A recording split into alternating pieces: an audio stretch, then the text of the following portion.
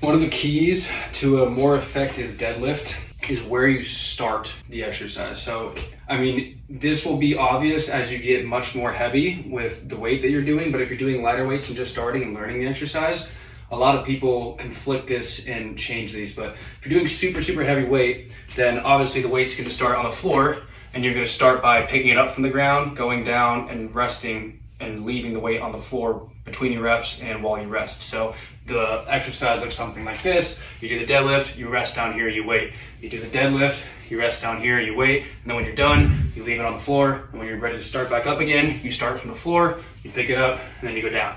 A lot of people, when they're starting out, which there's nothing wrong with this, but it can help you progress even better, is they start the exercise of a deadlift from up here, and then they go down, they do a deadlift, and they come up and they rest right here.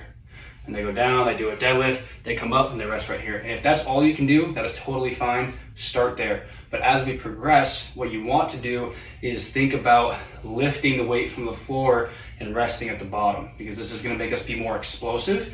And theoretically, if you're doing the most weight that you possibly can, that you can afford to, in terms of what you're comfortable with and what your strength allows, then you'd be starting from the floor, because if it's something that's really heavy for you, you're not going to be resting up here. You're going to be resting down here, waiting to do your next rep. And then when you're ready to do it, you're going to lift it off the floor.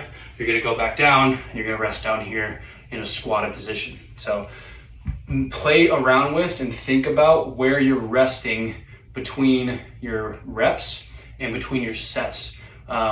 Mostly between your reps. Between your reps for your deadlifts. If you're resting up here like this, you might afford to be able to do heavier weight.